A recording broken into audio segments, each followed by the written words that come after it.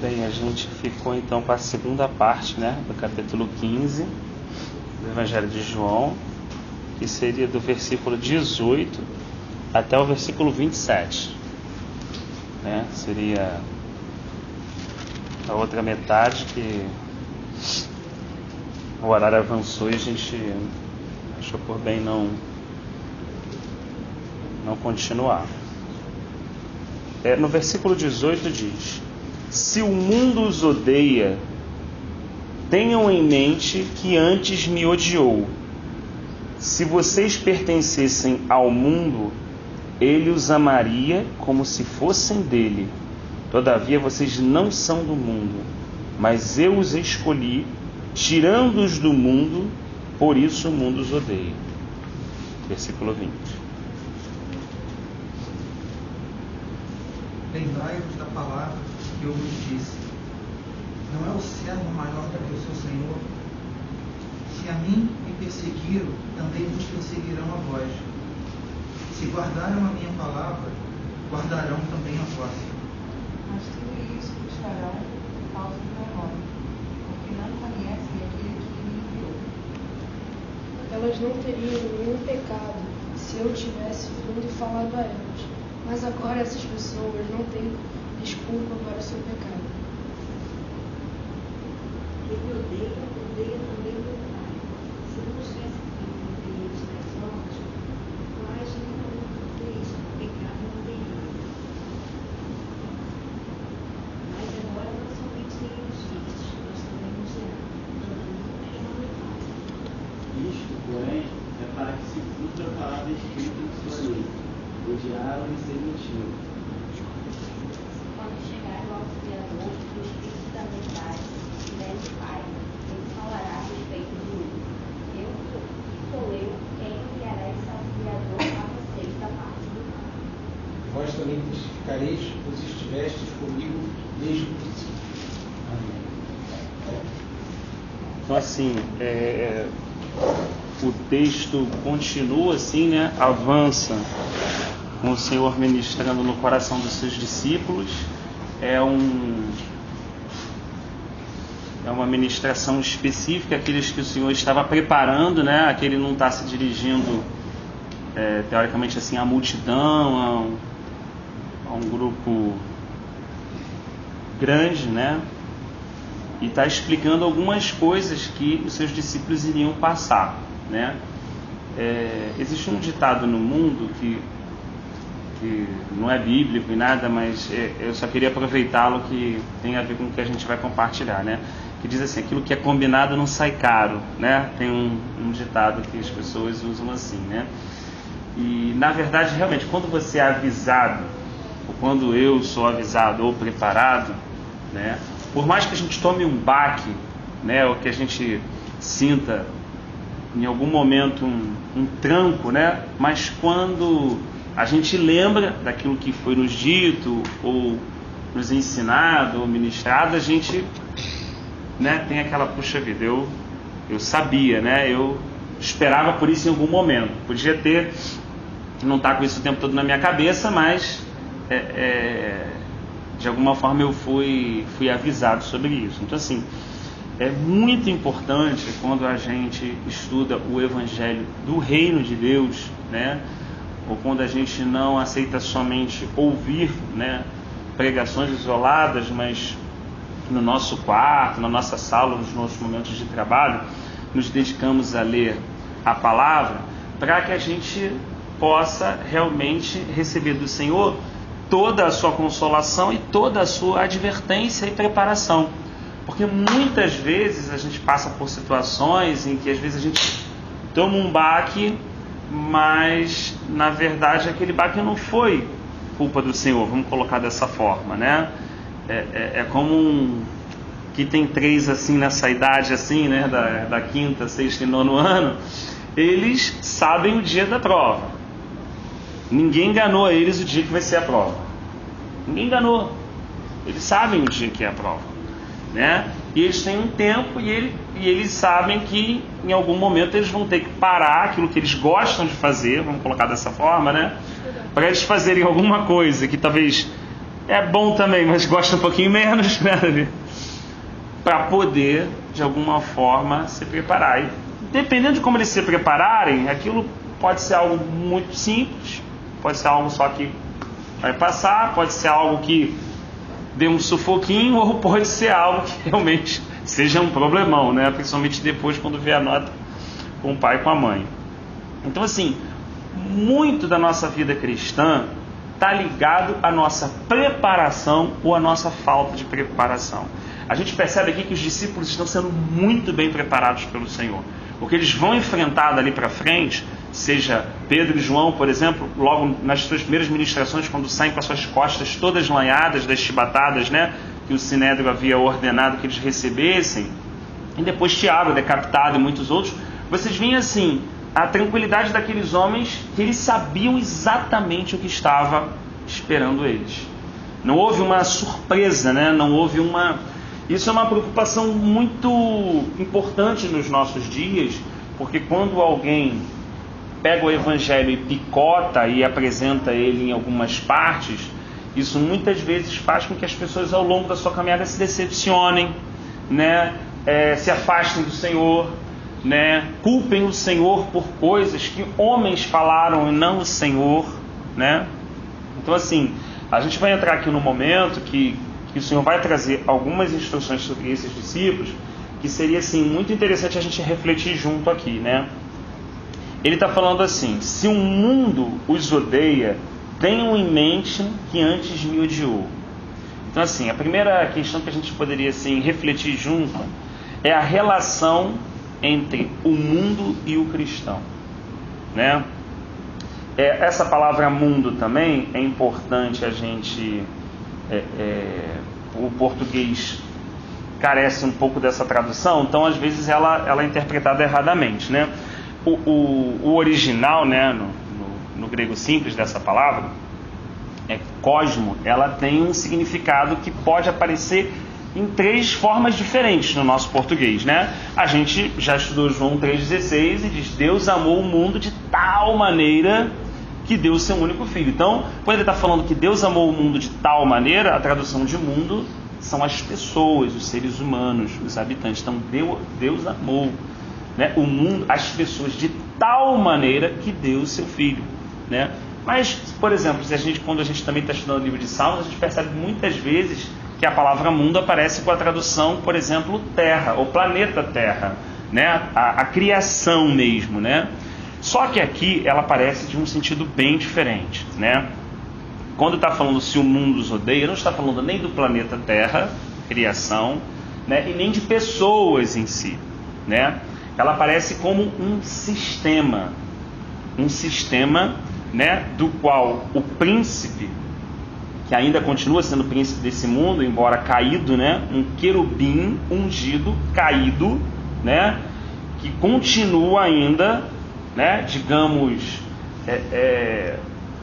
governando o império das trevas. Embora ele ha sido vencido na cruz, né? O Senhor venceu, despojando principados e potestades, até o período final, digamos, aí sim, do seu lançamento no Lago de Fogo e tudo que é narrado em Apocalipse 19 e 20, né, existe um tempo em que ele continua ainda, por exemplo, com poder de sedução, de engano, né? Paulo alerta isso os irmãos de 1 Coríntios. Então, essa palavra aqui, ela é importante a gente entender, né, que esse sistema, ou o mundo da forma que ele existe, né, ele se opõe a Cristo, e ele vai se opor a todos aqueles que verdadeiramente seguirem a Cristo. Então, Paulo tinha essa compreensão clara. O mundo, ele pode aceitar qualquer coisa, o sistema nesse caso, né? Ele pode aceitar uma boa filosofia, ele pode aceitar uma boa ideia, ele pode aceitar uma ajuda, um socorro, alguma coisa, uma filantropia, né? Ele pode aceitar até o Jesus, mas o Cristo ele nunca vai aceitar, porque o Cristo significou a queda desse sistema. Então, enquanto Jesus estava em vida, curando, libertando, dando uma palavra, levantando alguém que estava ali ainda coxo, aquelas pessoas estavam sendo impactadas, Aquelas pessoas estavam recebendo graça divina, né? Como aquela que encostou e tocou o Senhor e perguntou: quem me tocou? Senti que de mim saiu virtude, disse o nosso Senhor, né? Então as pessoas individualmente recebiam isso, né? E essa é uma parte do Evangelho, obviamente, real, né? Que nós cremos e praticamos e oramos e intercedemos pelos irmãos, mas ele não é o Evangelho todo. É aquilo que a gente falou do recorte. Hoje em dia a gente vê pessoas pregando só isso, né? Na verdade, o que silenciou o inferno, se a gente parar bem para pensar, não foi, por isso que a palavra inteira é importante, não foi o Jesus, e sim Jesus o Cristo. O que significa Cristo? Cristo, na tradução original, significa ungido para a morte. O Senhor nasceu com um propósito. Ele era o cordeiro que tira o pecado do mundo, separado antes da fundação do mundo. Então ele tinha um propósito. Então, estava curando, estava falando do Pai, estava ensinando, estava pregando o Evangelho do Reino, mas ele tinha um propósito claro, do qual ninguém desviava ele. Até Satanás, quando usou a boca de Pedro, né? Olha, Jesus, que história é essa? Você está falando de morrer, né? Da gente seguir por esse caminho e tudo. E ele rapidamente entendeu ali, né, que aquela ideia, aquele pensamento era contrário ao pensamento do pai dele. Então ele repreendeu na hora e falou: olha, você não cogita conforme o pensamento ou a ideia do meu pai, né? Então assim, era necessário que ele se entregasse, era necessário que ele pagasse uma dívida que existia no universo, uma dívida do qual o Pai, Deus Pai, sendo justo, jamais deixaria passar em branco. Ou seja, os pecados deveriam ser punidos, os pecados da humanidade deveriam ser punidos, as dívidas deveriam ser cobradas. E essa dívida foi cobrada e essa punição veio, mas veio sobre o Filho unigênito, que hoje é primogênito do Pai. Então assim, na verdade, o que faliu o inferno foi a sua última declaração quando estava na cruz, dizendo, né, Pai, depois de ter dito, não imputa sobre eles esses pecados, porque eles não sabem o que estão fazendo, Pai, está consumado. Aquilo ali fez o império das trevas ruir. E Paulo entendeu em Colossenses que naquele momento, quando houve um terremoto, quando choveu, quando pessoas que estavam sepultadas nas cidades próximas levantaram dos seus túmulos e andaram vivas no meio da cidade, narra o Evangelho, quando toda a natureza entendeu o que estava acontecendo, quando a criação se moveu, porque estava vendo ali a entrega do Filho de Deus. Então assim, aquilo fez esse sistema simplesmente desmoronar, porque agora alguém estava entrando na morte e esse alguém iria vencer a morte saindo dela, né? Então imaginem, né, o que foi para o inferno, né, que reina por meio da morte, que reinava por meio da morte, não tinha como, desde Adão, né? Por mais que o homem fosse poderoso, quando ele entrasse na morte, ninguém saía. Ninguém venceu a morte, né? E depois de 3 dias, quando o nosso Senhor ressuscita, e aí Paulo diz que ele é a primícia dos que dormem, em Coríntios, né? Quando ele ressuscita e ele vence a morte, ele esmaga a morte, né? Então, imagina, naquele momento se torna possível, ele concretiza a promessa que o Pai havia feito desde Adão e Eva. Ou seja, a gente tem aqui o reino das trevas, como ele relata bem em Colossenses, né? Diz, porque Deus, o Pai, nos transportou do império das trevas para o reino do Filho do seu amor. Então agora existe o rei do reino. A visão que Daniel teve daquela estátua, desde a cabeça de ouro até o peito de prata, lembram? E bronze, e barro, e depois aquela pedrinha, e a pedrinha significava aquele reino que jamais teria fim. Essa visão que Daniel teve lá na Babilônia, ela se cumpriu agora. Vamos botar aí mais de 1000 anos depois. Agora esse rei veio à terra, e ele falou isso até para Pilatos: olha só, se os meus súditos, se meu reino fosse daqui, os meus súditos estariam ali me defendendo. Olha só, né? Mas o reino dele não é visível. O reino dele não era como um reino humano, né? Então agora, o reino de Deus está entre os homens, como ele diz bem em Lucas, né? E temos o reino das trevas. Temos 2 sistemas. Estamos falando que essa linha é espiritual. Um dos enganos muito grandes que existem é a pessoa querer se livrar disso, por exemplo, subindo e virando um nômade, morando no alto da montanha, ou tentando fugir do mundo por meio de artifícios humanos. Ninguém pode ser retirado do império das trevas para o reino do Filho do seu amor, que não seja por meio de Cristo Jesus. Então não existe. Então a questão não é você ser bonzinho aqui. A questão é você realmente crer naquilo que Jesus Cristo fez por você e por mim. Eu já contei muitos irmãos que falavam assim, não, crê em Jesus. Mas cara, crê em Jesus, até o diabo crê. O diabo crê, e por isso que ele estremece, e por isso que ele descia quase com uma legião com 5 mil, ele botava a boca no pó e falava assim, não me importune antes do tempo. Só que nós temos o privilégio de crer naquilo que ele fez pela gente. Essas são as boas novas. É crer que ele, quando estava naquela cruz, pagou a minha dívida, morreu no meu lugar. A paz que eu posso sentir hoje, o castigo estava sobre ele. Eu posso ter cura hoje, ser sarado por causa das pisaduras dele, né? Hoje eu posso ter vida porque ele morreu. Hoje eu posso ser enriquecido na graça, né? Porque ele se esvaziou da sua glória. Então é necessário crer na sua pessoa e na sua obra, e entender essa obra por fé e graça, né? Então imagina agora, Jesus vai começar a explicar isso, mas imagina agora esse sistema, né?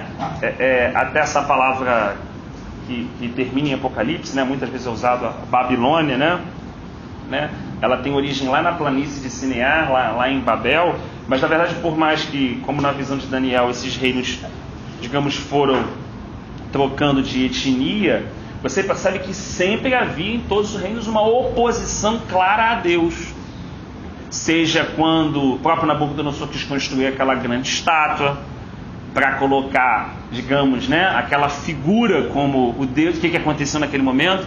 Aí Deus vai lá, por exemplo, levanta Sadraque, Mesaque e Abednego, né? Tem a questão depois já no Império Medo-Persa, com Dario, né? Quando também há uma questão da oração que deveria ser devotada só da questão da idolatria, e aí Daniel permanece fiel na oração ao único Deus vivo e verdadeiro. Ele também é lançado na cova dos leões. E aí o Senhor... Então, se a gente parar para refletir hoje, a gente vê como é mal usado esses versículos, porque as pessoas pegam essas passagens bíblicas e elas querem fazer alegorias ou metáforas com dificuldades da vida, com situações de trabalho, com situações de enfermidade, com situações que você vai ter uma vitória. E ali a gente não percebe isso. A gente percebe Deus levantando homens para que o nome dele continue sendo glorificado no meio daqueles reinos. Enquanto existe claramente, digamos assim, uma hostilidade do Império das Trevas, dizendo, ó, você tem que adorar esse é ídolo que você vai adorar. Então eles resistem a isso. Eles continuam fiéis por causa da fidelidade deles. Eles são lançados sobre essas provações, né? E Deus ali nesses casos que a gente mencionou opera de uma forma milagrosa, como no caso Daniel, né? Que sai vivo no meio de todos aqueles leões, né? Mas o que é o resultado disso? É Daniel ter saído uma vitória? Não, é Dario ter assinado um decreto depois disso que nenhuma nação adoraria nenhum outro Deus a não ser o Deus de Daniel. Então as vitórias não são pessoais, as vitórias não são para melhorar o meu estilo de vida, para que eu não passe uma dificuldade, ou para que eu consiga vencer, não. As vitórias são para que o nome do rei desse reino aqui desse lado seja sempre glorificado. É isso que Paulo entendia. Porque não interessa o que ele falava, se é naufrágio, se é fome, se é nudez, também se é abundância, se é riqueza, não importa. O que importa é que em cada momento que eu viva, que eu respiro, por isso que ele falou assim, o morrer é lucro, mas o viver é o quê? Cristo. Cada respiro que eu der, cada oportunidade que eu tiver, tem que ser para glorificar o nome do Senhor, seja eu perdendo ou eu ganhando. Muitas vezes o nome do Senhor é glorificado, por exemplo, com Daniel saindo da cova dos leões. Outros momentos o nome de Deus é glorificado quando Tiago é decapitado e perde a cabeça. É por isso que em Hebreus o texto é muito bonito quando vem explicando o que é a fé, e depois ele relata, por essa mesma fé, homens conquistaram impérios, venceram reinos, derrubaram gigantes, mas também o que? Perderam sua vida, foram levados, foram mortos, mas a fé é a mesma. O perigo de hoje é tentar nos conduzir, nos seduzir a uma falsa fé, que é uma fé em si mesmo. onde o final, o que importa é eu ser sempre vitorioso. Eu sempre me dar bem. O que eu tenho que fazer para me dar bem? É passar debaixo daquele negócio ali? Eu passo. O que é? Dar quanto? Eu tiro e dou quanto? É para fazer aquilo ali? Não é para subir ali? É para fazer... Não importa. Quando na verdade a centralidade do Evangelho é Cristo. Diz que o nome dele está acima de qualquer nome. Ele é o rei desse reino. E esse reino nunca terá fim. Ele diz assim, ó: céu e terra passarão, mas as minhas palavras jamais. Então, a gente tem uma certeza, uma esperança, né, e uma fé de que nós, né, pela graça e pela misericórdia de Deus, fomos transportados a esse reino. E o que é o importante, antes da gente começar o versículo 2, é tentar, já que a gente falou que não é físico, não é estar dentro de um prédio, que é a igreja, ou não é se isolar disso ou se isolar daquilo, como muitas vezes os judeus tentaram fazer, né? Um judeu hoje, imagina, um judeu ortodoxo hoje, né? Jamais comemorar qualquer tipo de festa assim é uma blasfêmia, né? Hoje, o que Paulo deixou claro na sua carta? Que um homem um homem natural, ele não discerne coisa alguma. Mas o espiritual por ninguém é discernido e discerne todas as coisas. Então, hoje, a gente não anda se a gente veste isso ou não veste aquilo, se a gente come isso ou não come aquilo. A gente não anda por regras humanas. A gente até sabe que tem irmãos que têm usos, têm costumes, a gente respeita isso, né, na questão do amor, né? Mas a gente sabe que o reino de Deus não é comida e nem bebida, mas é justiça, paz e alegria no Espírito Santo. Então não adianta estar num ambiente aparentemente bom, mas onde existem espíritos ali que estão minando. E que daqui a pouco vão me levar de repente a eu tomar uma atitude da qual eu posso entristecer o Senhor. Entendeu? Então assim, a gente já não anda mais por vista, por aparência, né? A gente começa a discernir, né? E a gente começa a perceber. Então às vezes você está do lado de um colega, você percebe que o cara está... Na expressão que as pessoas dizem fora, está pesado, mas não é pesado, é que você vê que realmente, né, ele anda com espírito maligno, que, meu irmão, a coisa é o que o pessoal chama assim, né, treva e tudo, mas é uma realidade aquilo. Nem ele consegue entender. Se a gente está vigilante, né, a gente consegue influenciar o ambiente. Se a gente não está, a gente é influenciado. E essa regra espiritual é simples: ou você influencia ou você é influenciado. Não tem meio muro. Não tem meio termo. No mundo espiritual não é igual ao natural. Não tem meio. Ou eu influencio ou sou influenciado. De qualquer lugar. Em qualquer ambiente. Então, Jesus, por exemplo, não tinha problema em entrar na casa de um pecador. O judeu, por exemplo, tinha, porque ele queria fazer uma separação física. O Senhor não. Mas olha só que coisa linda. Olha que coisa maravilhosa é o sacerdócio de Jesus Cristo, que é da ordem de Melquisedeque, não é lá da linhagem de Levi, né? O pessoal fica exaltando tanto negócio de Levi, mas não é um cara se encostasse um leproso, ele era afastado 7 dias do arraial, pô. Se um leproso encostasse em Jesus, o leproso era limpo. Entende a diferença de sacerdócio? Entende a diferença de reino? Os caras vinham com uma regra onde se ele visse um morto, ele era considerado contaminado, Rafa. Então ele tinha que sair um tempo do meio do arraial até que ele possa passar por toda a liturgia para que ele fique purificado e retorne para as atividades dele religiosas. Se Jesus encostasse no morto, ele ressuscitava. Então é por isso que o livro de Hebreus falou que o nosso sumo sacerdote, cara, ele estava tentando explicar para os irmãos que estavam ali, ele falou assim, é uma outra realidade, é um outro reino. Não é o lavar a mão, como os discípulos faziam, pô, mas a gente lava as mãos e todos os seus discípulos não lavam. A gente estava tentando ensinar para ele, mas no reino espiritual não é assim, cara. O que suja você não é o que você come, é o que sai de você. Porque do coração vem tudo, vem adultério, vem assassino, vem tudo, vem do meu coração, do Rafael. Por isso que o provérbio diz, tudo que eu tenho que guardar, eu tenho que guardar no meu coração. Então, na verdade, o que me contamina não é o que entra, é o que sai. O que Satanás pode fazer? Ele pode tentar montar o esquema que quiser para alguma coisa sair de dentro de mim e me contaminar. Mas não entra. Sai, é isso que Jesus estava ensinando. Então, quando essa instrução ela não é bem clara, Às vezes nós passamos a tentar ter uma vida religiosa, não encostando naquilo, não fazendo isso, ou achando que cumprindo um grupo de regras, isso é possível. Paulo falou que isso não tem poder, por exemplo, contra a sensualidade. Ele explica isso na carta aos Coríntios. Cara, não adianta, tu pode andar assim, pode fazer assado, pode se vestir assim, pode fazer o que quiser. Essas armas não têm poder no mundo espiritual. Por que ele está ajudando os irmãos ali? Ele está falando assim, porque o pessoal, desculpa, eu não quero colidir com nenhuma forma de pensar, nem local, mas assim, quando Paulo diz, né, não vos embriagueis com vinho, né, onde há contenda e dissolução, né, não estou querendo dizer aqui que os irmãos não podem beber vinho, pelo amor de Deus, a questão não é essa. A gente não vê a Escritura condenando em nenhum momento isso. A gente vê a Escritura condenando o tempo todo o excesso. A Escritura condena a embriaguez. A Escritura condena a glutonaria. Ela não condena o comer, ela condena a glutonaria. Ela condena o beber. Ela condena o quê? A embriaguez. Porém, é claro, no mundo que a gente vive atual, você vai falar, Rafael, o que muitos irmãos ensinam então que o crente não pode beber?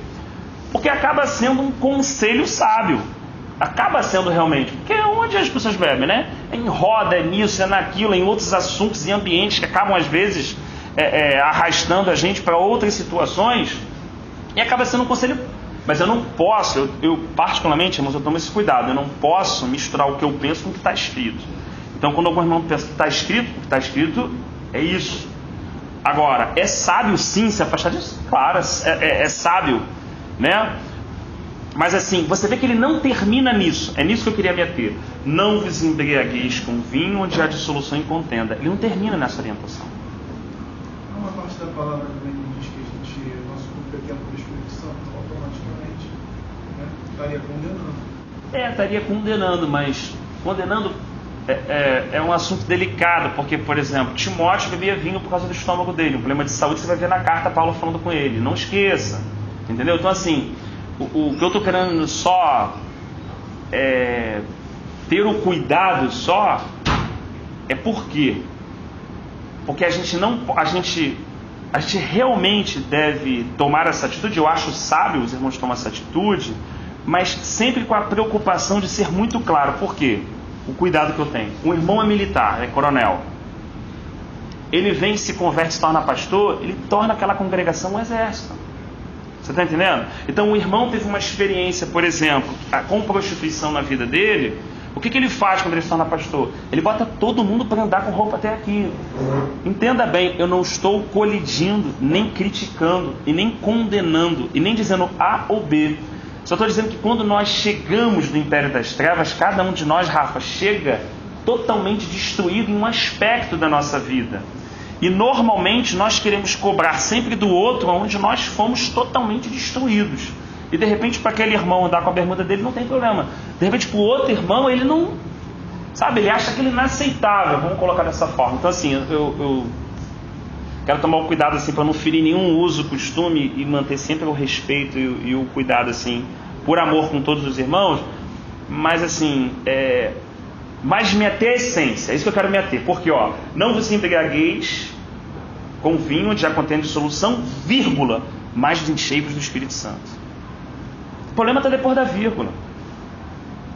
O problema é que muita parte do evangelho legalista fica na primeira. O cara fala, não faz isso, não joga futebol, não vai à praia. Eu conheço amigas minhas que trabalhavam comigo, meu irmão, com 55, 56 anos. Elas se afastaram do evangelho com 15 anos. Porque se você bebesse Coca-Cola naquela época, você era excluído. Virou uma pregação por osmose, ou você faz ou você faz, não pode dar palpite. É aquela situação, Rafa, onde a pessoa está trazendo regras humanas para um reino que é espiritual. É esse cuidado que eu estou tomando. Então assim, Paulo está dizendo isso, mas ele está dando uma coisa melhor. Ele está falando assim, cara, o vinho, tu vai beber, tu vai ficar chapadão. Por que uma pessoa bebe? Vamos ser sinceros. Para esquecer a realidade dela, para ter uma coragem que ela não tem, para chegar em alguém, alguma coisa. Tem vários. Se a gente chamar um jovem aqui que bebe, ele vai te dar N motivos para isso. O que Paulo está falando não é assim, só não faça isso. O que ele está falando é o seguinte, cara, eu estou te dando uma situação melhor, porque você pode se encher tanto do Espírito Santo que você vai se esquecer dos seus problemas. Você vai se encher tanto do Espírito Santo que você vai ter coragem e ousadia. Você vai sentir tanto do Espírito Santo. Quando os irmãos foram batizados no Espírito Santo, o que as pessoas acharam que eles estavam? Alcoolizados, não que diz o livro de Atos 3? Que o nego estava andando meio assim, mas o nego não estava alcoolizado. Pedro falou 9 horas da manhã. Os caras estavam muito cheios do Espírito Santo, Rafa. Desculpa, Fábio. Aí eu acho que entra aquela questão do não, né, eu não faço porque eu não posso. Eu não faço porque não me enche. Eu não faço porque eu não me faço porque o Espírito me satisfaz. Isso aí já é uma coisa que o Espírito Santo entrou de uma forma em mim que aquilo que eu fazia antes, que entre aspas tapava um buraco, que eu acredito muito nisso também, que eu fumava, eu bebia e eu parei tudo antes de me converter. Então foi uma coisa que hoje eu penso sempre assim, não há necessidade. Não há necessidade. Desculpa, não, porque, por exemplo, eu fiz minha faculdade, eu fiz teologia. Então, assim, lá eu tive professores que falavam que quando você muda de cultura, é uma questão de cultura. Então, quando você sai do Brasil, muitos lugares as pessoas bebem. Tem pastores que bebem. Bebe vinho, dependendo, na Alemanha eles bebem cerveja, que aí é uma questão cultural. Eu acho que em Portugal o crente bebe café é considerado pecador. Tem isso, entendeu? Então aí você vai a questão do cultural e vai a questão do teu posicionamento, como que diz a Bíblia. Né? Você entendeu esse cuidado só que eu quis ter para ter o carinho com todos os irmãos que porque dizem isso para não... Desculpa, assim, existem, por exemplo, isso vai acontecer, lógico que não, mas assim, você vai conhecer irmãos que são de uma igreja em que o pastor ele celebra a ceia com vinho, não celebra com suco de uva. Eu sempre pensei assim, a igreja evangélica, ela utiliza, assim, eu sempre vi dessa forma, eu acho que, como a gente vai ver, é o recuperador. Então por que você não vai celebrar com vinho? Porque existem pessoas que vêm para cá, que elas estão em libertação, ou elas foram libertas, mas elas tiveram um problema com o álcool. Elas eram alcoólatras. Então, o alcoólatra, além de ser uma questão espiritual, é uma doença química. É uma questão química. Que se... Imagina se você chegar quando tiver uma santa ceia com vinho. Um negocinho daquele aqui pode desencadear a destruição completa da pessoa. Sem falar que psicologicamente a pessoa pode começar a associar aquilo ali como algo bom, que é algo que destrói ela. Isso. É assim, eu tô aqui na casa de Deus, eu tô sendo liberto aqui, mas eu tô tomando vinho. Eu começo a associar com uma imagem de coisa agradável para mim e que vai me fazer de alguma maneira bem ou vai remeter a uma ideia de prazer que a gente tinha no passado. Não, que isso, irmão, que isso. E vai na passagem. Se você faz uma coisa que vai escandalizar o teu irmão, então você não faz. Não por você, mas para preservar o mais fraco. Paulo fala isso. Se você é fraco, assim, se o meu irmão é fraco e eu, entre aspas, estou mais forte do que ele, então para que ele não venha cair, eu me faço fraco. Né? Então eu acho que a colocação seria assim. Não, certo. Aqui para isso também, para debater um pouco isso que está faltando muito. Não, claro, espiritual, né? A gente falando assim entre a gente, acho que agrega muito valor. Com certeza. Porque assim, por exemplo, aqui recebe missionário. Vai acontecer de você vir um missionário de uma cultura diferente. E que de repente na igreja dele isso é normal. Porque é uma questão cultural. Não é só cultural, por exemplo, na Alemanha, muitos países frios bebem por conta do frio, porque o corpo não aguenta. Eles precisam beber para se manter vivos. Porque o frio, imagina um frio de menos 35, menos 40 graus. Seu corpo chega um momento que ele entra em exaustão. Então não é nem só uma questão cultural, é uma questão de necessidade física, porque na verdade a primeira cerveja foi criada lá por conta disso. Não era uma questão alcoólica de beber, era para eles conseguirem se manter quentes no inverno. Porque aí você traz para cá que as pessoas bebem por prazer, né? O Brasil é diferente, o pessoal bebe, entre aspas, por prazer. né? Então eu sempre penso assim, o meu prazer é beber do Espírito Santo, né? Porque... É o depois da vírgula, que é importante, assim, não faça isso, não faça aquilo, não faça isso. Eu sempre tive uma dificuldade ao longo da minha vida cristã, até que eu entendi o depois da vírgula, né? Alguém ficava sempre, não faça isso, mas a pessoa não me dava o que fazer. Então eu passava a luta, Rafa, a minha luta era tentando não fazer aquilo. Pô, eu não vou pecar, então eu ficava lutando contra aquilo, cara. Até um dia que alguém falou assim, não, cara, calma aí, você está vivendo meio evangelho, você está antes da vírgula. E o depois da vírgula? Eu, Rafael, pessoalmente, vou ficar lutando contra a lascívia aqui, hora eu vou ganhar, hora eu vou tomar uma banda. Agora, faz a vírgula, mas enchei-vos do Espírito Santo. O missionário que veio dos Estados Unidos, ele compartilhou um pouco do testemunho dele, aí ele falou que tinha muito problema com pornografia. Ele estava lutando contra a pornografia. Então, durante anos, ele não conseguia vencer. Até que um dia, Deus falou com ele, me busca mais. Ele passou a orar mais, ler mais a Bíblia, jejuar, e venceu a pornografia. Então, antes ele ficava assim, não posso entrar no computador, não posso ver aquilo, não posso fazer aquilo, não posso. Mas a gente conseguir buscar, é só você buscar que isso vai ser liberto dentro de você. Você encher de mim. É uma questão de foco. Enquanto eu falo assim, não posso fazer isso, não posso fazer isso, não posso fazer isso, a minha vida, quem é o foco da minha vida? É isso. Agora, a hora, isso é igual, tentando trazer uma comparação natural, se os irmãos permitem, né? Até no mundo isso acontece. O cara tem N mulheres, um dia ele conhece a mulher da vida dele, ele fez alguma força para largar tudo aquilo para ir atrás daquela? Não. Aquela passou a ser o foco. Então todas as outras foram deixadas de lado. Então o evangelho não é ficar lutando contra todas essas coisas. É amar a Deus com toda a minha alma, minha força, minha mente, acima de todas as coisas, e meu próximo como a mim mesmo. A hora que você vive o depois da vírgula, o antes da vírgula, passa a vir de reboque. Passa a vir como um processo de tratamento, de cura natural. Então assim, eu só assim, procuro ter esse carinho assim, porque como está gravando também, alguns irmãos podem se sentir, digamos, excluídos ou rejeitados, ou por outro lado escandalizados. Então a gente não está aqui polarizando, falando do lado um ou outro, não. A nossa centralidade é Cristo. A gente não quer sair de Cristo, a gente não está pregando nem o A nem o Z, está pregando é Cristo e esse crucificado. É isso, é o depois da vírgula, ou seja, é realmente parar de lutar contra... Não é parar de lutar, né? É parar de focar essas coisas, de centralizar essas coisas e centralizar um relacionamento real com Cristo. E aquele relacionamento centralizado de Cristo vai fazer com que muitas coisas, temperamento, ser emburrado, quantas pessoas hoje vivem problema com temperamento, que acordavam de manhã, por exemplo, irmão, parecia um cavalo dando patada. Entendeu? Mas aquilo era a pessoa. Depois de passar aquele período da manhã, a pessoa era uma bênção. Mas a pessoa tinha aquela dificuldade quando acordava, entendeu? Ficava lutando por aquilo. Ou pessoas coléricas, com temperamento muito difíceis.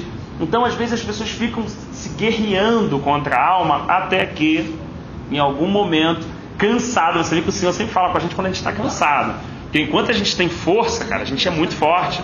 O nosso homem velho é muito forte. Uma vez eu escutei um amigo falando isso. O pior de todos os momentos da nossa vida acontece a melhor de todas as coisas, né? Quando a coisa está pior, chega num momento que tu não aguenta mais, o Papai do Céu vai embora. Quando é que ele tocou em Jacó, Rafa? Não foi quando, Jacó tinha lutado uma noite toda, porque o nosso braço humano é muito forte. Por exemplo, já fiz treinamento para salvar a pessoa. Se a pessoa tá bem, e se você se aproximar dela e ela te agarrar, você vai junto, você afunda. Então o melhor momento de você salvar uma pessoa é quando ela está próxima de se afogar. Isso é uma realidade. Senão você pode ver o salva-vida. Ele vem, o cara está batendo, ele bum, passa por baixo do cara e pega o cara sempre por trás. Ele tem que sempre estar. Porque a força do cara para sobreviver agarra o salva-vida e leva a gente. Isso é uma realidade espiritual muito interessante, né? O Senhor, ele vai nos cansando. É como foi com o Pedrão, cara. Ele vai tratando a gente. E na verdade, muitos momentos que a gente julga de fracasso, é Deus vencendo a gente. Muitos momentos onde, quando Deus fala que Manassés, por exemplo, ele reina como boi selvagem, como é que você doma? Você vai segurar ele? Não, você deixa ele lá. Né? Aí vai com a cordinha. Cara, quando o bicho não aguenta mais, aí ele começa a trotar, ele começa a se tornar útil para, por exemplo, conduzir uma pessoa, conduzir uma carga. Então o trabalho do Espírito Santo na nossa vida é esse. Às vezes a gente pá pra cá, meu irmão, pá pra cá, pá, a gente é brabo e tal, não sei o quê, e o Senhor está tratando com a gente. O Senhor é como a gente tivesse uma plaquinha, todos nós estamos em obras. Então, se eu chego numa comunidade com a expectativa de que todos os irmãos aqui são perfeitos, acabou, cara. Eu vou me frustrar. E é o que acontece hoje. Pessoas rodando congregações em buscas de comunidades perfeitas, maridos perfeitos, mulheres perfeitas, filhos perfeitos, chefes perfeitos. Quando, na verdade, você só tem no universo um Deus perfeito. Nada mais. E a única coisa que você precisa encontrar é o Deus perfeito. A mulher não precisa ser perfeita, o marido não precisa ser perfeito, o chefe não tem que ser perfeito, a congregação não precisa ser perfeita, nada disso, só Deus. Deus sendo Ele quem Ele é, e a gente tendo encontro com Ele, meu irmão, a nossa alma encontra descanso. Aí o amor cobre a multidão de falhas, a gente carrega a cruz uns dos outros, o fardo uns dos outros, a gente já vê um irmão meio que explodindo, mas a gente já entende, porque a gente também já foi um pouco domado na questão da ira, a gente sabe que a gente também explode. Pô, o cara deve estar num momento onde tudo deve estar pressionando ele, de repente ele teve aquela reação, mas ele não é aquele cara que teve a reação. Ele só está tendo aquela reação, aí eu já não julgo mais ele. Entendeu? Senão a gente vive aquela história. Passou lá, viu Elias mandando descer fogo, pô, esse cara é um de Deus tremendo. Aí passou um outro que veio ele na caverna, pô, esse cara é mal covarde. Assim, você passa a julgar as pessoas pelos momentos que elas estão, e as pessoas não são aquilo. As pessoas não são aquilo que elas estão explodindo ou aparecendo naquele momento. Se você for lá em casa, meu filho estiver fazendo o que quiser, não fizer nada, você vai falar, pô, Rafael é um banana. Se tu for lá em casa, eu pegar meu filho no chinelo, tu vai falar, caraca, Rafael é brabo. Então assim, é isso que Paulo falou, a nenhum homem conheço mais segundo a carne, somente segundo o Espírito. Então, a gente vai passar a ter comunhão no Espírito, e comunhão não é comer a pizza depois que acaba o culto, como muita gente imagina, é uma comunhão no Espírito, é uma arte de conviver junto com os irmãos. Já vivi em comunidade, posso falar isso, não é fácil. Tomar café, 120 pessoas, almoçar, jantar, não é fácil. Os meus defeitos aparecem. Defeitos do outro irmão aparecem. E aí a gente começa a ver que conviver exige o que de mim? Uma morte diária. Por isso que o Senhor falou, aquele que quer vir após mim, tome sua cruz de nex e assim mesmo siga-me. Você acha que com aqueles 12, só com os 12 já deu muita confusão. Não, vou sentar do lado dele, ó. Pô, mãe, chegaram não, do direito e da esquerda, o outro não. Isso, só com 12. Porque a arte de conviver, você vê, só marido e mulher já é difícil. Bota filho. Aí o varão já veio ali com a palavra de sabedoria. Pega 2 milhões de pessoas vivendo juntas no meio de um deserto. Problemas entre a tribo de Dan, de Efraim, a tribo que faz aquele serviço, por exemplo, como os gersonitas, e o outro fala, pô, mas só você faz isso, eu não faço. Pô, por que você pode isso? Mas porque só Arão é sacerdote, mas eu, com a da minha família, também sou. E aí toda hora você vê, olha que coisa linda, toda hora você vê uma intervenção divina, mostrando que independente dos defeitos, dos dilemas, das brigas, de todas as situações, Deus continua sendo um Deus amoroso que quer viver no meio daquele povo. E ele aí também tem que pegar duro, às vezes ele pega duro, né? Aí ele disciplina, ele coloca, por exemplo, ele coloca a lepra na Miriam, né? Porque ela, como irmã, desafiou não Moisés humano, mas a autoridade da questão, né? Que estava ali. Aí você vê também a mansidão de Moisés e não fala, tá vendo aí, ó, foi mexer com o servo de Deus. Você não vê como hoje um cara querendo tirar marra. Você vê o cara falou assim, misericórdia, eu também não sou nada. Senhor, tem misericórdia da minha irmã, ela falou, ela achou que estava falando comigo, ela não viu que era o Senhor em mim. Tem misericórdia dela, o Senhor vai lá e cura a irmã. Aí você começa a ver pessoas quebrantadas pelo Espírito de Deus, por todo um tratamento que o Espírito teve na vida delas, onde a letra mata, meu irmão, mas o Espírito vivifica, ele dá vida mesmo. Aí você vai vendo pessoas sendo corrigidas. Hoje sou eu que estou carregando a ovelhinha para lá sacrificar, por exemplo. Aí todo mundo aqui está me vendo, e ó, Rafael pecou. Tu ainda tem que passar, pô. O lugar do sacrifício era no meio das 12. Não tinha jeito, tem que passar, o cara vai ver tu carregando. Não vai ter jeito, né? Mas amanhã é o outro Rafa, amanhã é o irmão, amanhã é o André.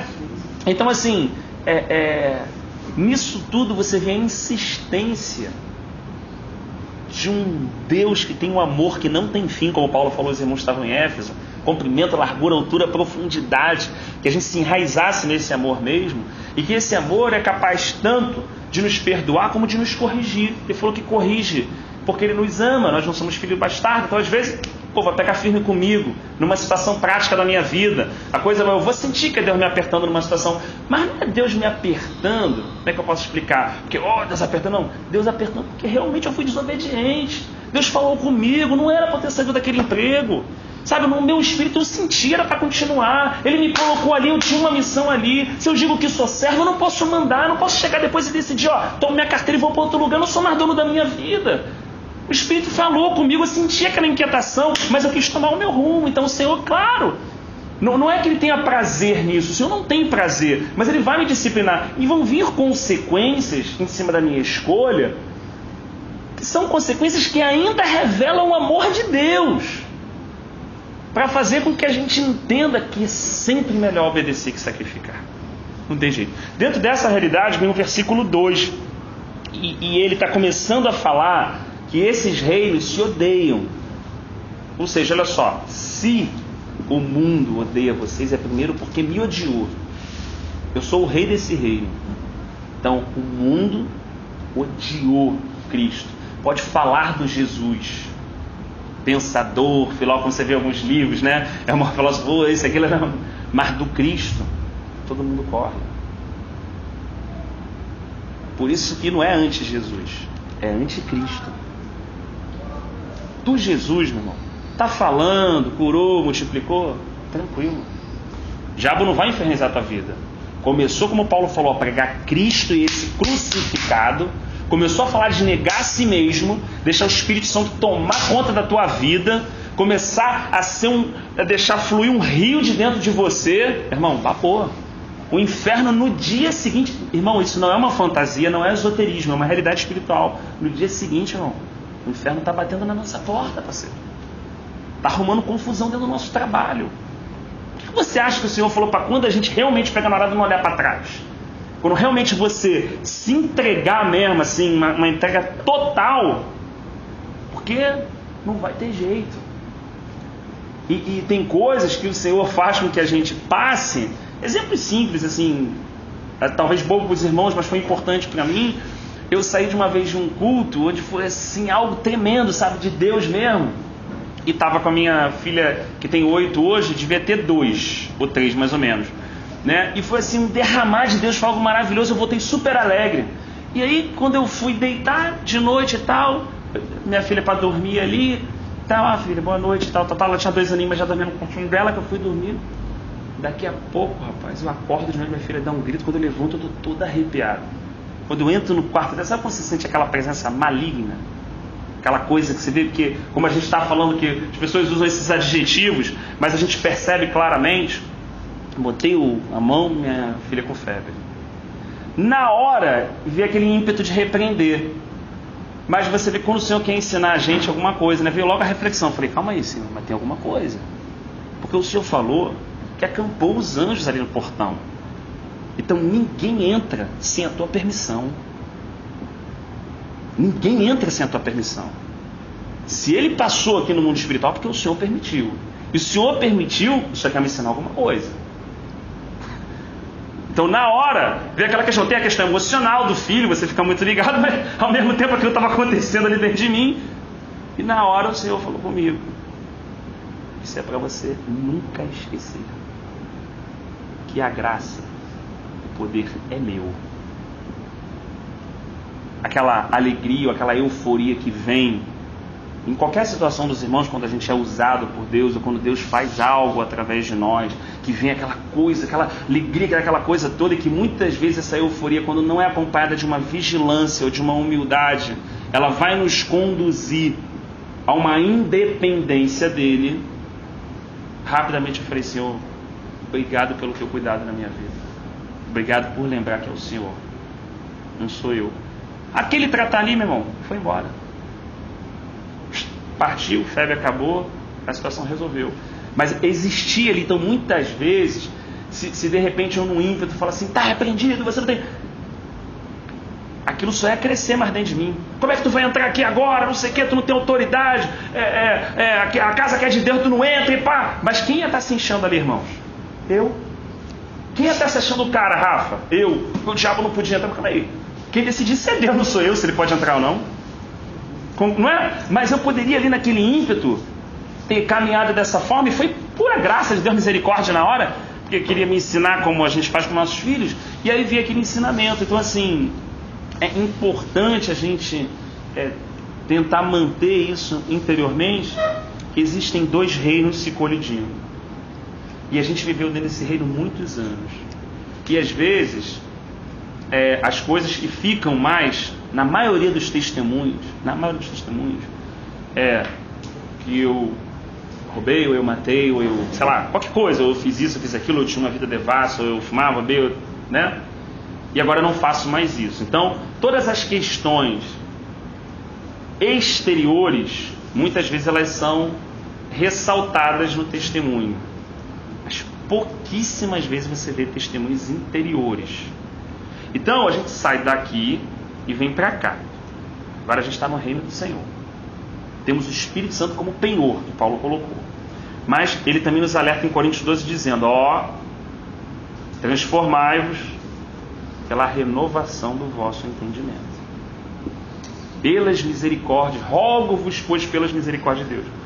Porque o pensamento, olha que coisa interessante, o pensamento, ele necessita, rapaz, ser realmente renovado, para que a gente possa conhecer a boa, perfeita e agradável vontade de Deus. Senão vai acontecer aquilo que a gente estava falando aqui no início.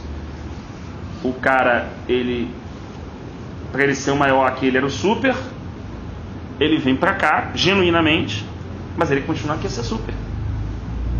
Para ele, pastor é pouco, ele quer ser bispo. Bispo também é pouco, ele quer ser apóstolo. Apóstolo também é pouco, ele quer ser querubim. Por quê? Por que isso acontece? E a gente não está falando em nenhum tom de crítica.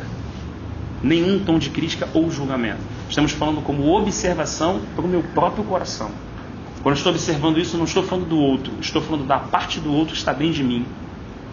E que eu preciso ser ensinado para que eu não caminhe e caia exatamente naquilo que eu estou apontando. Então, a mente não foi renovada. Porque aqui, cara, o maior está aqui. Aqui o maior tem que estar aqui. Aqui, para você ganhar, meu irmão, tu tem que juntar mesmo. Ser miserável. Aqui, meu irmão, para tu ganhar, tu tem que dar. Então, olha que a mente, ela é como fosse um chip. Irmão, é tão trocado. Não sei se os irmãos, mas quando li o Evangelho a primeira vez, é um choque. Irmão, fala, se a gente for bem sincero, assim, não é um culto, não tem uma pregação, a gente está com, o Rafa falou, apenas lendo a palavra junto com o Senhor, assim, refletindo junto com o Senhor, e cada um com a sua responsabilidade individual, né, de guardar aquilo que está entrando no seu coração. Mas quando tu lê aquela primeira parábola que chega o pessoal lá para trabalhar 8 horas da manhã, a galera fala, aí, meu irmão, 10 denários aí para tu cair dentro aqui, ó, tem uma foicezinha para tu limpar isso tudo, o cara, tô dentro, ele é o meio-dia, tá de bobeira aí, chega aí e tal, o pessoal chega e daqui a pouco faltando 1 horinha para acabar o serviço, cara, o sol já, o que tá aí? Não sabia de nada e tal, tem uma foice aqui, pega aí, o cara, aí o rapaz responsável na parábola chega lá, começa a apagar do cara que ficou 1 hora, pegou aí, tá aqui, ó, tum. Cara, o cara que tá desde 7 horas da manhã, que tá suando, olha, aqui, ó. Eu estou olhando com essa justiça aqui. Estou fazendo força para olhar com essa justiça do mundo. Não estou olhando o reino. Eu estou aqui nesse mundo. Meu, o cara pagou 10 pratas. Esse maluco, quando chegar a minha vez, irmão, vai ter que morrer no maior, parceiro. Eu estou desde 7 aqui. O cara estava de bobeira no final. Quando o Senhor da plantação chega e dá 10 para ele, ele fala assim, mas que injustiça é essa, cara? Um perigo. Justiça própria. No reino de Deus não tem razão. Tem cruz. No reino de Deus não existe estar certo, existe estar em Cristo. É isso que derruba a gente muitas vezes, quando a gente tem razão. Que injustiça é essa, parceiro? O cara chegou ali 1 horinha, meu irmão, botou 10 pratas no bolso, eu tô aqui desde de manhã contigo aqui, parceiro. É igualzinho o filho pródigo. Parceiro, eu tô junto contigo o tempo todo, eu não peguei nenhuma ovelha, meu irmão, pra nada. Eu só obedeço, só faço tudo certo, eu só entro aqui, pego o microfone, eu só faço tudo certo, parceiro. Chegou um maluco nele, não dá. Justiça própria, gritando, permeando a nossa carne, caída por Adão. E o cara mansamente fala assim, eu não combinei contigo 10, cara. Como sou eu injusto? O dinheiro não é meu? Não faço com ele aquilo que eu bem entender? Por que tu não recebe os 10 que acordei contigo? Isso quebra a nossa justiça. Quando eu falei isso a primeira vez, pelo menos para mim deu parafuso. Eu falei, pô, realmente, acho que o cara foi injusto. Tudo bem que Deus está certo, mas vamos deixar ele trabalhar aí. É claro, existe um trabalhar. Isso é bom a gente ser sincero, porque às vezes a gente aceita religiosamente a parábola e não, sabe, não, tudo bem, Deus é assim. Quando acontece na nossa vida prática, né? Porque tipo assim, tu tá ali, pá, tu é o próximo. Tipo assim, pô, os 3 são novos, tu é o cara mais velho da equipe e tal, tá experiente. Pô, tudo indica que é você que vai, né? Subir e tal, o pessoal já até comentou lá que, porra, falou, é o Rafa e tal, tô sabendo, tudo, quando tá tudo esperando e tal, daqui a pouco, aí vem aquela menininha mais bonitinha, o cara, pum, gerente.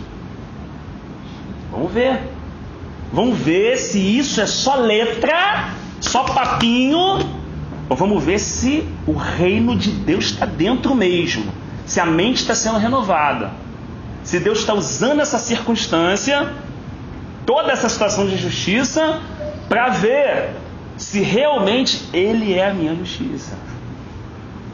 Fala assim, pô, Senhor, então, se eu vou falar assim, caraca, meu irmão, se eu vou sair da minha sala falando, pô, meu irmão, caraca, isso mesmo, cara, isso aí, ó, é tudo errado, tá vendo? É o cara tá pegando a menininha, agora lá, ó, tá no lugar lá, e isso e tal, eu tô aqui ralando, dando tudo pela empresa e tal. Se eu vou sair falando isso, e vou sair como qualquer um, porque qualquer um faria isso, ou se como filho da luz, como filho de Deus, que vive no reino dele, como embaixador dele, eu vou falar, louvado seja o nome do Senhor, que permitiu essa situação, seja Ele glorificado nela. Se não é o momento de eu viver isso e permanecer aqui, louvado seja Deus. Pô, mas tu não ficou bolado com o negócio? Que isso, cara? Deus está no controle, cara.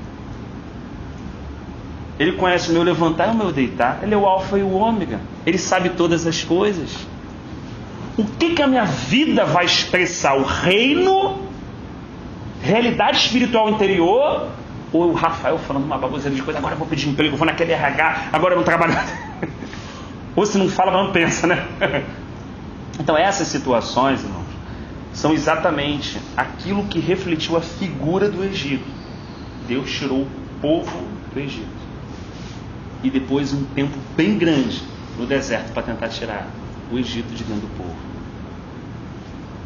A parte inicial de ser liberto, ser batizado ali no Mar Vermelho nas águas, como Paulo falou figuradamente, ser batizado no Espírito e na nuvem, figuradamente, toda aquela questão, é o início. Agora tem todo um trabalho do Espírito para trabalhar dentro do nosso interior. Por isso que a gente está falando que não é físico, dentro do nosso interior, para tirar essas realidades. Porque quem foi muito chicoteado quer pegar o chicote na mão, não tem jeito, parceiro. A regra é assim. Por que não acaba um trote numa faculdade? Porque o cara no segundo período fala assim, agora vai acabar, pô, agora sou eu que vou dar trote. Acabou de me jogar ovo aí, já tudo, agora sou eu. Depois eu acabo aí. Não acaba. Então isso permeia o nosso ser. Aí vem o Espírito e fala com a gente, não, você pode ser assim, vou te dar mais uma oportunidade. Por exemplo, né, eu tem vários vacilos nessa situação prática que eu coloquei assim, né, até que Deus falou assim, quando é você, não estou sendo injusto, né? Se fosse você não quer parar para analisar se tem algum outro melhor. Pô, foi injusto aquele cara ali, pô, você está mais preparado que eu. Tu nunca vai pensar isso, né, Rafael? Sempre vai pensar assim, pô, é Deus mesmo, ele vai contar a vitória lá na segunda-feira. Então, meu filho, se liberta disso. Não são as questões exteriores, a mentalidade. O lugar mais seguro é o centro da minha vontade, não é o que você quer. O lugar mais seguro é debaixo da minha asa, no esconderijo do Altíssimo. Ali você não vai ter medo da seta que voa à noite, do pavor noturno. 10.000 vão cair de um lado, 1.000, toda aquela... Não é mole, porque quando começa a cair, tu fala assim, pô, você é o próximo. O versículo é bom de dizer, mas de viver não. Eu assim, cai 10.000, irmão, já imaginou todo mundo mesmo? Todo mundo chega na hora que quer quase se pendurar na terça. Entendeu? É porque é mole falar. Mas o irmão que estava escrevendo aquela realidade, ele não estava escrevendo poeticamente só. Ele viu isso acontecer. Davi viu inimigos vindo a centenas e dezenas. E o Senhor concedendo vitórias a ele, que ele voltava constrangido. Ele escreveu o Salmo, tu vê que o cara estava constrangido. Ele fala assim, caramba, não é pela minha lança, não é pela minha espada. Meu Deus, tem gente que realmente confia em carro, em cavalo, Senhor, mas eu confio no teu nome. Eu já fui livrado várias vezes e guardado de loucuras e de situações que foi o Senhor. O cara, ele começa a pôr ali, por inspiração divina, mas uma realidade, não só uma letra, daquilo que Deus estava imprimindo na vida dele. Então o Senhor está falando isso para os seus discípulos. Olha só, vai existir um ódio. Vai existir. O sistema desse mundo, quando você reagir com esses princípios, quando o nego bater na tua face, tu der a outra para você, vai dar ruim. Normalmente, como é que é aquela primeira? O nego dá na minha cara, eu dou. O nego dá na minha cara, eu dou. Eu falei, agora tudo bem, Senhor. O nego dá na minha cara, eu dou. Eu falei, agora eu sou um bom cristão. Também estou errado, mas assim, né? Porque eu já estou usando aquilo para me sentir um cristão legal. Então o tratamento vai mais fundo. Eu falo assim, mas calma aí, agora eu estou dando, não é pelo Senhor ainda. É para eu ser um cristão, pô. Maneiro, para eu ter um testemunho legal. Fala, agora, pô, sou homem de Deus. Deus ainda vai querer tirar essa vaidade. Deus quer que vai mais fundo. Ele vai querer que realmente toda a nossa atitude, o nosso respirar, Ele vai querer ouvir não só da nossa boca, mas do nosso coração, que andorinho encontrou ninho para si. O pardal também. Mas que a nossa casa é os atos, é a presença dEle. Que o lugar que a gente descansa, seja no nosso quarto, na nossa sala, que a gente encontre com Ele, aquele local, aquele momento é o melhor momento para a gente. Não é um momento que eu preciso orar antes de dormir, porque senão eu vou me sentir a consciência pesada porque eu não estou orando buscando a Deus. Não é isso que Deus quer de mim, pô. Tipo assim, caraca, essa semana por ontem eu não orei, não li a palavra, vou ter que buscar. Deus não quer isso de mim. É como eu ver, pô, você, os casais que estão aqui, né? A Dai iria gostar de ouvir do Mateus assim, caraca, tua semana toda, irmão, só futebol e tal, não sei o que, para poder um cinema, vou pagar um cineminha para dar pra gente ir junto aqui, só para não queimar meu filme. Tu ia gostar disso? Não ia gostar, pô. Porque ele estaria fazendo isso por ela, não porque ele quer estar com ela, mas porque, pô, semana toda no futebolzinho de noite e tal, agora ele, né, tá meio que quebrando um galho. Gente, a gente faz isso na nossa vida cristã. Só que o que Deus deseja da gente não é isso. O que Deus deseja da gente é que Ele realmente, gostando ou não, que Ele vá com ela ao cineminha deles de coração e que aquele momento seja presente, seja de qualidade. Vai fazer toda a diferença. Então, o que Deus quer não é só aquela leitura, aquela busca no passar. Ou tipo assim, caraca, tá muita pressão essa semana, luta e tal, vou no culto na igreja. É quase que um potinho de poder para tu chegar aqui, derramar, você encher e viver mais uma semana. O Evangelho não é isso. O Evangelho é, se nós crermos em Jesus Cristo, como diz as Escrituras, do nosso interior fluirão rios de água viva. Não é, a água não vai descer, a água vai sair de dentro da gente, por uma realidade espiritual que o Senhor propôs quando trouxe a gente para o reino dele. Mas a gente quer que chova, a gente quer que venha, a gente quer que abrace. A gente foi ensinado muito assim também. Então a gente acaba, né, vivendo aqui com parte da mentalidade nossa ainda aqui. E não vai ter jeito. Esse tratar é um... né? Então vamos pensar no Senhor dizendo assim, olha só: eu pedirei ao Pai e Ele lhes dará o conselheiro, que o irmão leu, para estar com vocês para sempre, o Espírito da verdade. Olha que coisa linda. Então, para toda essa realidade que a gente está aqui falando, as coisas práticas do nosso dia a dia e tudo, né? O Senhor deu o Espírito Santo. Olha só que coisa maravilhosa, para dialogar conosco, para nos convencer, para nos ensinar em toda a verdade. Ou seja, estamos numa reunião de reflexão bíblica, de oração, mas na verdade cada um de nós tem o Espírito Santo, cada um de nós tem a responsabilidade, cada um de nós de estar diante do Senhor como sacerdote. Não tem intermediário, não estamos na antiga aliança, não tem que ter Moisés, um homem de Deus aqui, um falando para 100. Nós podemos, sim, ter reuniões que os irmãos estão ministrando louvor, o ensino, um irmão trazendo uma mensagem, um irmão que é evangelista. Amém. Mas é nossa responsabilidade, cada um de nós como sacerdote, diante do Senhor, estarmos ali em ministração. Essa realidade está aqui, ó. O nosso sumo sacerdote, o único intermediário entre Deus e os homens, Paulo disse a Timóteo, Jesus Cristo no homem. Ele é o nosso intermediário. Não estamos aqui para dar uma palavra de equilíbrio de forma nenhuma negando a autoridade que o Senhor concede. Por exemplo, aos irmãos que têm um apacentamento para cuidar, apacentar, visitar, aos irmãos que têm todo o cuidado, por exemplo, do ensino, aos outros irmãos que têm todo o cuidado de todas as questões ministeriais, nós não estamos de forma alguma colidindo com isso. A casa de Deus tem ordem. Não estamos falando disso, mas nós estamos falando do perigo de usarmos uma ordem para abrir mão das nossas responsabilidades diante dele. Por quê? Porque às vezes eu não vou querer ser odiado. É muito ruim ser odiado. É muito ruim ser deixado de lado. É muito ruim, como o salmista fala, a gente virar chacota. Se tiver um jeito de eu fazer tudo certo e isso não acontecer, esse jeito a gente busca desesperadamente. Só que o que o Senhor está falando aqui é que não vai ter jeito.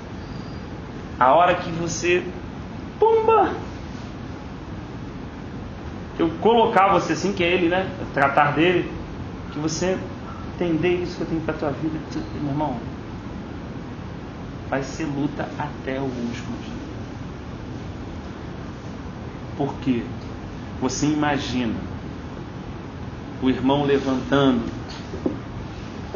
um jovem para frutificar, para abençoar, para influenciar vidas de jovens, e Satanás você acha que vai fazer o quê? Ficar assim, de braço cruzado? O inferno vai ficar... Você acha que todos os anos, até quando Davi completou ali entre 30, praticamente 32 anos de idade, quando ele assumiu o reinado norte e sul, aí quando ele unificou as terras, quando trouxe a água, está tudo certo? Não, cara, claro que o diabo vai botar alguma coisa. Ou contar um exércitozinho, ou uma Betseba, vai botar alguma coisa. Ele vai ficar o quê? Ele vai ficar parado esperando tudo se mover? Não vai. Por isso que Paulo alerta os irmãos para que eles não sejam o quê? Eles não sejam, ele usa a palavra ignorante, ele usa outro adjetivo que não é ignorante, né, em relação às astutas ciladas de Satanás. Então sempre, vigiar e orar, não é orar e vigiar. A questão da vigilância, da percepção, olha, tenham cuidado que assim como a serpente enganou Eva, que Satanás afaste de vocês da simplicidade de Cristo, fala para os irmãos em Corinto. Que ele está vendo, aí começa uma historinha, aí entra uma divisãozinha, aí entra um problema, aí um grupinho, uma situação. Ele está vendo uma coisa simples. São coisas simples, irmãos. O que divide uma congregação no meio, racha no meio, começa com uma coisa simples. Às vezes uma raiz de amargura. Lê as cartas. Eu quando leio aquelas cartas me dá um temor. Os irmãos estão em Sardes. Em Éfeso eu não consigo entender. Eu sei que suas obras são abundantes, eu sei que vocês não esmorecem, eu sei que são Cara, meu irmão, é um nível. Mas eu tenho contra vocês seis, deixaram o primeiro amor. Pô, se você... É que às vezes a gente interpreta isso meio assim, deixou o primeiro amor, a gente tem aquela ideia assim, o cara meio que ficou meio frio na fé, né? Não é isso não. Porque embaixo diz assim, eu sei que vocês não esmoreceram com muita tribulação. Então está falando que os caras não esmoreceram em Éfeso. Veio muita tribulação, cara, estou contigo. Sei que as obras são abundantes, é isso que o Senhor está reconhecendo. Mas ele fala assim, mas você deixou. Tem algo de essência, tem algo que era muito pessoal, nosso, que vocês deixaram. E aí eu preciso que vocês se arrependam e retornem nessa questão. Para cada irmão para cada congregação tem uma questão diferente, mas a gente vai percebendo o nível assim que o Senhor, né, tá compartilhando, tá dividindo ali do que Ele espera, assim, o que Ele espera não, que Ele está trabalhando para frutificar. Então você vê que Filadélfia, eu sei que vocês têm pouca força, que vocês são fracos, mas vocês não negaram o meu nome e guardaram a minha palavra. Por isso eu vou abrir uma porta diante de vocês que ninguém vai poder fechar. Então, olha que coisa interessante nesse reino. Aqui, para tu ganhar, tu tem que ser forte. Aqui, diz Filadélfia, eu sei que tu tem pouca força, mas não negaste o meu nome. Olha que coisa interessante. Filadélfia talvez se você olhar essa congregação, era uma... O Senhor falando, eu sei que você tem pouca força, eu sei que vocês... Mas vocês não negaram o meu nome. Vocês perseveraram. Já pensou em loja de saia? Pô, vocês se acham ricos, bombando, um negócio bombando, mas cara, vocês estão cegos, nus e são pobres. Então olha como a realidade espiritual é importante. Cada congregação tinha uma realidade natural e espiritual. Você podia ver ele com os olhos carnais, humanos, cara, ó, igrejão, pá. Ou você, meia dúzia aí, você podia ter uma visão, isso não quer dizer, não estou falando que número mais ou menos, não estou querendo fazer nenhum tipo de teoria ligada a isso não. Eu só estou falando assim que a gente pode ter uma percepção natural que não é a realidade espiritual, nem de um indivíduo, nem de uma congregação. Aquilo aparece ali bem forte ali pro, né? Tem congregações que vão falar assim, eu sei que vocês estão no trono de Satanás. Trono de Satanás, imagina. Ali era igual o anjo que voltou para pedir ajuda a Miguel, porque a coisa estava braba ali, né? Nas potestades da Pérsia e da Grécia. E não conseguiu passar, então teve que vir com Miguel para passar, no caso de Daniel lá da oração. Que era uma luta mesmo para aquilo chegar. Desde o primeiro dia tinha sido dada a ordem, mas ele estava ali no jejum. Houve todo um tempo para isso acontecer. Esses irmãos estavam ali no meio. O que ele falou? Vocês vão ser lançados na prisão durante 10 dias, vocês vão ser provados, ser fiel até a morte. Eu vos darei a coroa da vida. Então, olha as realidades espirituais. Eu vou te dar do maná escondido. Você vai comer da árvore da fruta. Assim como eu venci e sentei no trono de meu pai, você vai vencer e vai sentar no meu trono. Vai reger as nações com vara de ferro. Vai pegando tudo que está escrito ali, cara. Não é promessa de carro. Não é promessa de casa. Não é promessa de emprego, pelo amor de Deus. São coisas tão grandiosas, tão maravilhosas, que elas repercutem em toda a eternidade. Fala que vão reinar com Ele. Olha só que coisas tremendas. Por isso que esses caras, por isso que o escritor de Hebreus realmente foi perfeito quando ele falou de Moisés. Ele abriu mão de ser chamado filho da filha de Faraó para ir para um deserto, mas estar com Cristo. Por isso que Paulo falou, considerei todas as coisas que sabia como esterco, para receber a sublimidade do conhecimento de Cristo. Com o tempo, conforme o tratamento, Paulo vai olhando e vai falar assim, todos os tesouros do universo estão escondidos em Cristo. Meu irmão, aí dá para entender a parábola do Senhor. A que compararei o reino de Deus? A um homem que coleciona pérolas, que passou, viu uma pérola de grande valor, voltou, vendeu tudo que tinha, comprou aquela pérola e voltou cheio de alegria. Não fala que o cara foi lá, pegou aquela pérola, servir a Deus, né? Tá uma luta aí, meu irmão, é uma luta, mas tô com a pedrinha aqui, glória a Deus, né? Vai chegar o dia, eu vou estar no céu. Não é isso. Não é essa pobreza espiritual. Não é o daqui, toma lá, não é a barganha. Não é esse evangelho, é um evangelho de alegria real. Mesmo perdendo, a gente pode estar alegre. Mesmo passando por uma tribulação, há um gozo lá dentro que você pode sentir por causa da presença de um Deus que habitou por graça dentro de você. E isso é real, mais real do que a madeira que a gente toca. Não é letra, não é estudo. É realidade espiritual. E isso o Senhor disponibilizou a pescador, meu irmão. A nego estava atacando rede. Há outros também, que eram cobradores de impostos, há outros letrados como Paulo. Não tenho. Mas assim, você vê que não existe acepção de pessoas. Não existe preferência. Você vê que Deus ama a todos de tal maneira. Ele está falando com eles aqui. Eu vou dar a vocês o Espírito da verdade. Cara, vocês vão receber o Espírito Santo. O que mais a gente... É que tipo assim, eu realmente um dia eu fiquei assim pensativo. Eu falei assim, eu não sei o que é isso, eu não consigo entender. Já li, eu não consigo entender. Porque minha filha, o Miguel tem uma história também dessa. Ele era novinho, 3 aninhos, né, Felipinho? 4 aninhos do pirulito com aquela 10 anos com a pipa, né? Ele sempre gostou de doce e tal, aquela coisa tão pequenininho. Ele com um 10ão, pipão daquele bacanão, pá, show de bola. Aí o cara com o pirulito falou assim, quer trocar? Na hora, pô. Na idade que ele tinha, o que era o valor para ele? Voltou para casa toda alegre, pô, tô com pirulito. E o cara com o maior 10ão, peãozão, pra soltar. Então, às vezes, na realidade espiritual, eu sou igual a ele. O que você quer, Rafael? Só uma promoção no trabalho para te sentir um pouco mais seguro e pagar tuas contas? Ou tu quer ser mais cheio de mim? O que você quer? Ter a tua segurança bacana, ter o teu plano de saúde para não ficar no SUS? Ou viver coisas profundas comigo, meu irmão, e eu fazer você virar de cabeça para baixo, de cura, de graça? Tu vai chorar de alegria, parceiro, à noite. Tu vai viver um gozo que tu nunca experimentou na tua vida, que que nada, nem bebida, nem sexo, nem nada que tu experimentou, nada vai chegar perto dessa alegria que eu vou fazer brotar de dentro para fora de você. Às vezes eu escolho pirulito. Não sou diferente do meu filho. Porque eu não tenho a noção que Paulo falou. Nem olhos viram, nem ouvidos ouviram, nem desceu no coração de homem algum que Deus tem preparado para aqueles que o amam. O que ele ainda enxergou, se foi ele no terceiro céu, falou, não tenho palavras nessa terra para descrever, não dá para botar na letra, é coisa que era uma êxtase. Você vê que quando ele vai escrevendo, vai chegando uma êxtase espiritual. O cara vai falando, meu irmão, nada. O cara vai escrevendo, daqui a pouco ele nada.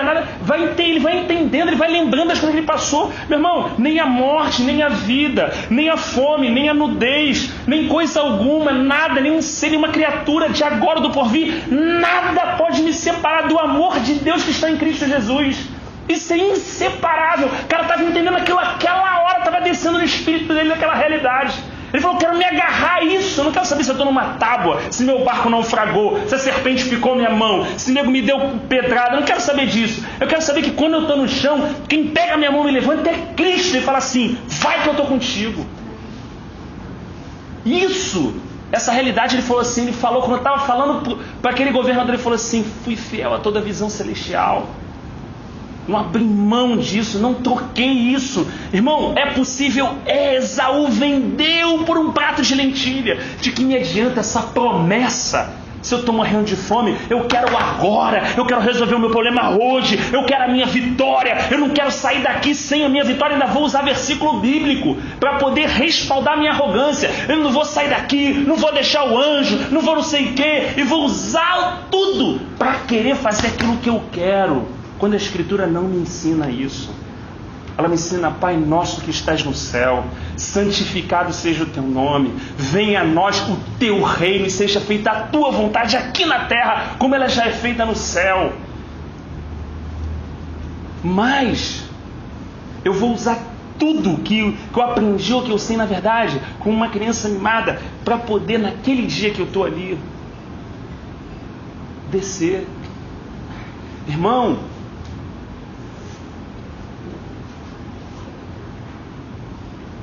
como é importante vir para cá, acho que o nosso tempo passou, né?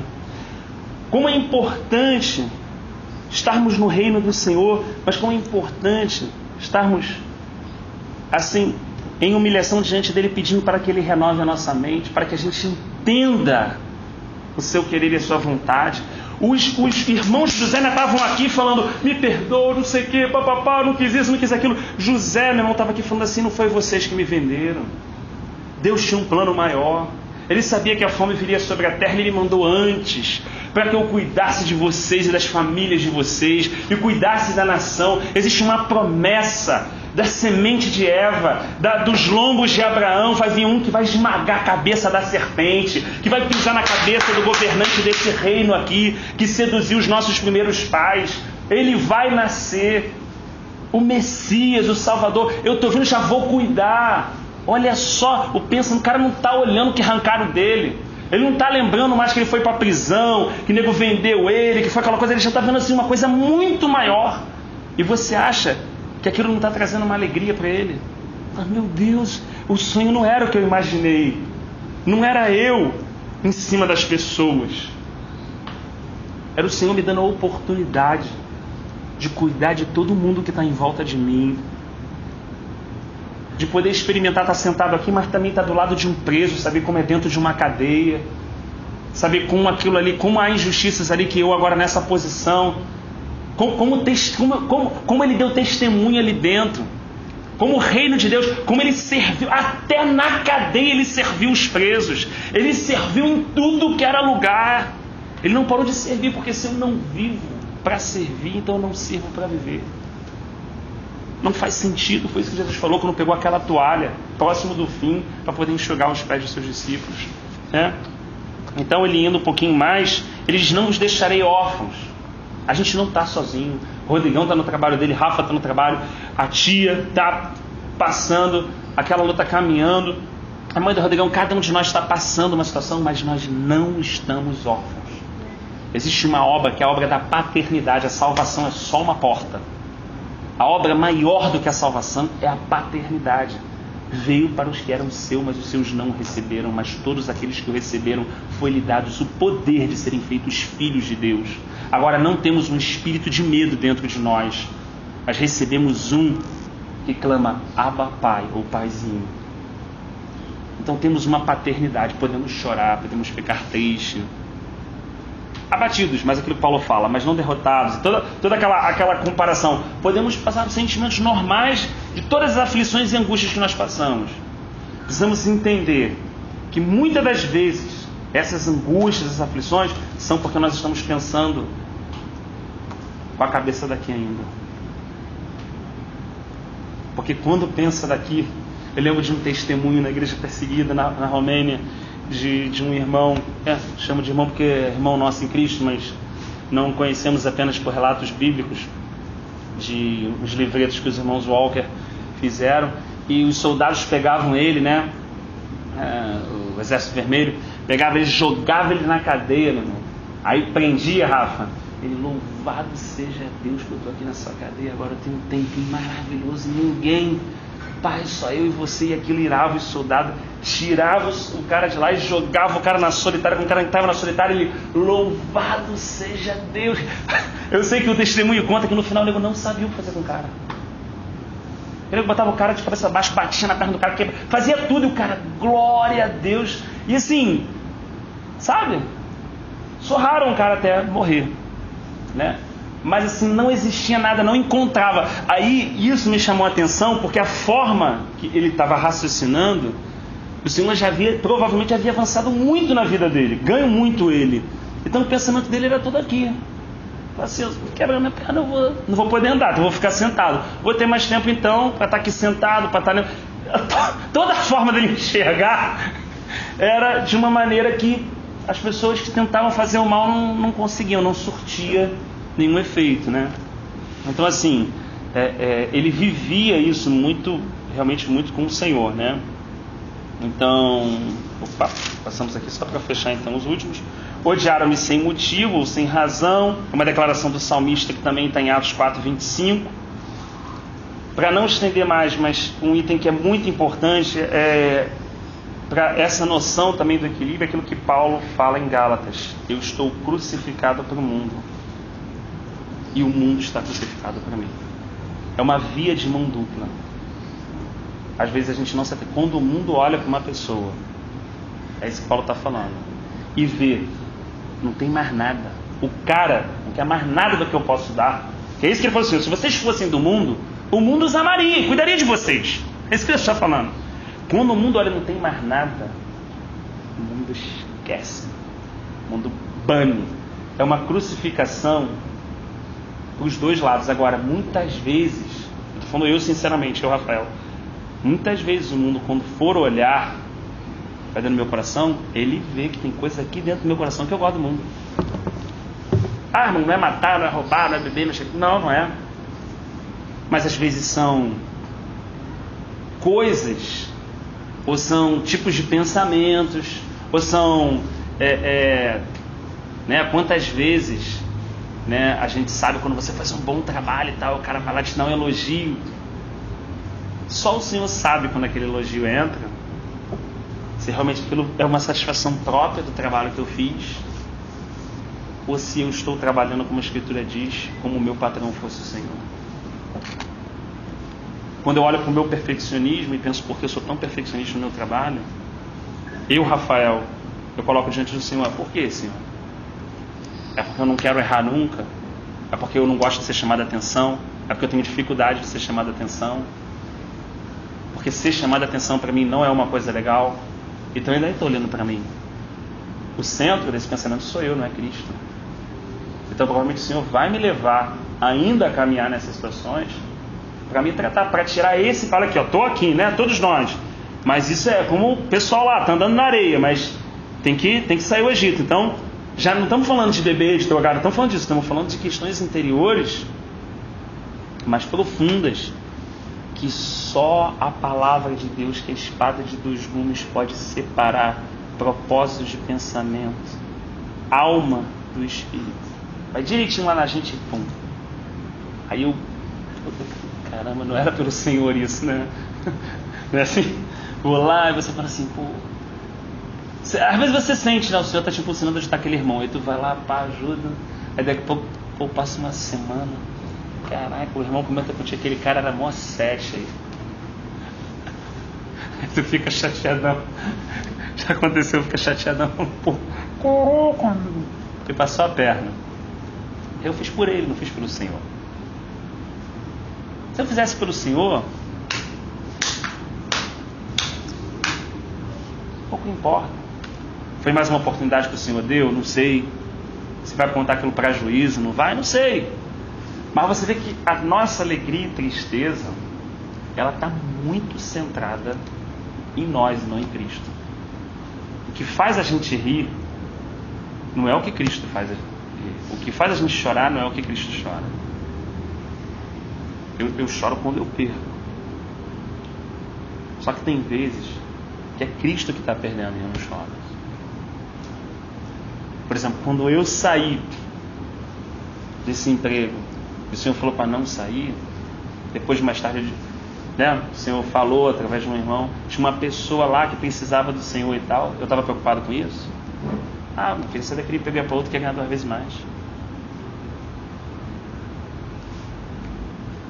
Pô, oportunidade, Deus abriu a porta. O que é Deus abrir a porta? É fácil criticar Ló depois que ele está em Sodoma e Gomorra. E quando ele está lá no deserto, olha e diz que as campinas do Jordão era como Éden. E tu olha de um lado é só areia. Tu olha do outro lado, Rafa, padrão para tu levar a tua família, show de bola. Não está sabendo de nada de Sodoma e Gomorra. Só verdão, irmão. Tu bota... O problema era briga, era pasto. Os pastores estão brigando, pô, vamos levar lá, pô. Pasto regado, Deus abriu a porta. Aí você entende o que é pensar aqui, quando Abraão fala assim, escolhe, Ló. Se você for para o norte, eu vou para o sul. Se você for para o leste, eu vou para o oeste. Não tem problema nenhum. Você pode escolher primeiro. Porque eu já entendi que o que sobra para mim não é o resto. O que sobra para mim é sempre o centro da vontade de Deus. É onde Ele quer que eu esteja. É isso que eu quero. É isso que eu quero para a minha vida. Se tu escolher o lá e vai sobrar só areia para mim, tá tranquilo, parceiro. Porque eu sei que nessa areia Ele vai ser a minha alegria. Nessa areia Isaac vai nascer. Nessa areia Ele vai cumprir a promessa de que a minha descendência vai ser como as estrelas do céu e como as areias da terra. Eu não preciso olhar, eu não preciso ver tudo maneiro para escolher as coisas.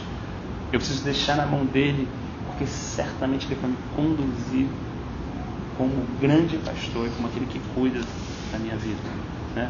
Então a gente fecha esse capítulo com essa reflexão principal, né, de que nós estamos em um reino atualmente, de que nós temos, né, uma nova realidade espiritual, mas precisamos, pela graça de Deus, renovar a nossa mente, o nosso entendimento, para a gente conhecer essa boa, perfeita e agradável vontade de Deus. Isso vai ser bom para a gente. Isso vai trazer descanso para a gente. Isso não é uma coisa que a gente está fazendo para Deus, tipo assim, é igual ele, estudei e tirei 9. Para você mesmo. Não foi para mim que você estudou, né? Então, essa renovação é algo que ainda demonstra o amor de Deus, Rafa, para a nossa vida, sabe? É assim, eu tenho um jugo mais leve, suave para você. Tem uma forma de viver diferente, que não é pesada como a gente imagina. Agora eu vou fazer esse